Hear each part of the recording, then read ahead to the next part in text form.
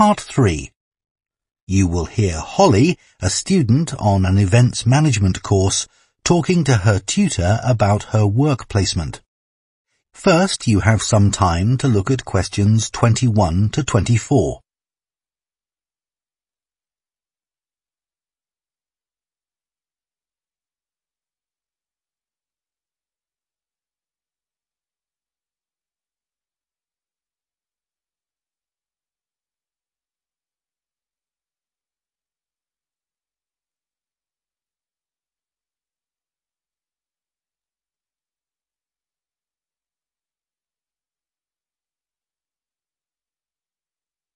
Now listen carefully and answer questions 21 to 24.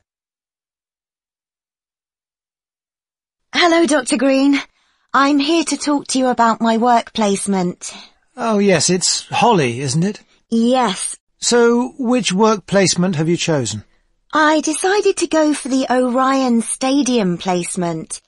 The event I'll be managing is one where I'm helping to set up a sports competition for primary school children. Yep, that's always a popular placement, even though it can be tougher than you think, working with children.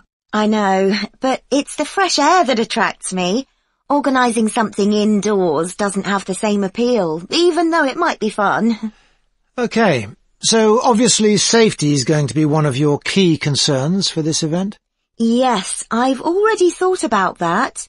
I'll need to make sure none of the equipment's damaged. Ah, well, you'll be working with schools, so the equipment will be their responsibility. However, the grounds and what goes on there will be yours. Oh, I see. That'll include keeping everyone within the boundary once they're in their kit and on the field? Exactly.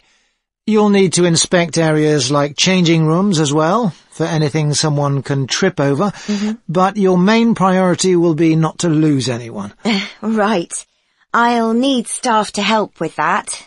And don't forget about the spectators. I was thinking that many of them will be parents who could help run the event.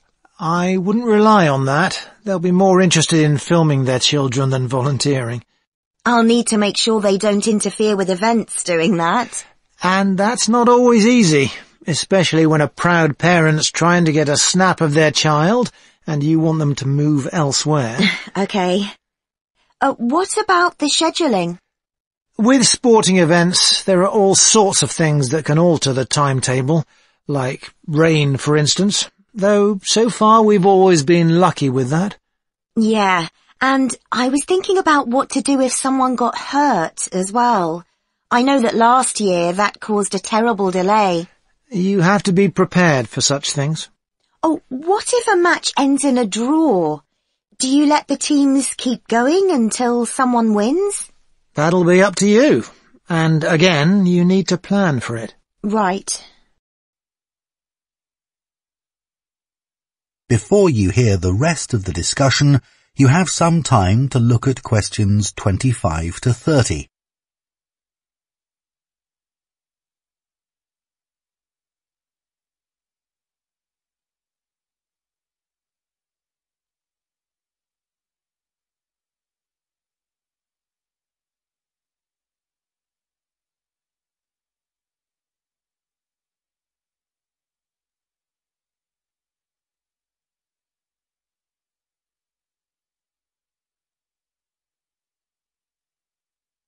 Now listen and answer questions 25 to 30.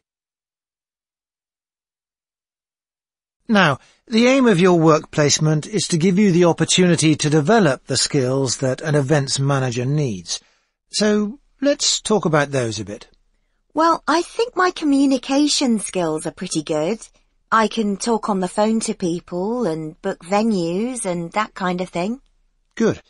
Just remember, it isn't only about what you say. If you meet someone face-to-face and want to persuade them to be a sponsor, for example... Oh, I'll dress up for that, sure. Good. Let's go on to think about your organisational skills. You're working in a very people-based industry, and that means things won't always go to plan. I guess it's being prepared to make changes that matters. That's right. You may have to make an on-the-spot change to a timetable because of a problem you hadn't anticipated. Just do it. Okay. How's your time management these days? I'm working on it. I'm certainly better when I have a deadline, which is why this work suits me. Yes, but it's how you respond as that deadline approaches. I know I've got to look calm, even if I'm in a panic. Just think to yourself, no one must know I'm under pressure. Yeah, even though I'm multitasking like crazy. Another skill that events managers need is creativity. Often your client has what we call the big picture idea, but it's up to the events manager to think of all the fine points that go to making it work. Right. So I need to listen carefully to that idea and then fill in all the gaps.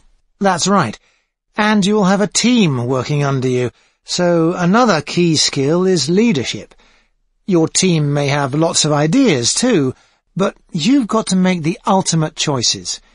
Do we have refreshments inside or out, for example? Isn't it better to be democratic? It's a nice idea, but you have the ultimate responsibility. So believe in what you think best.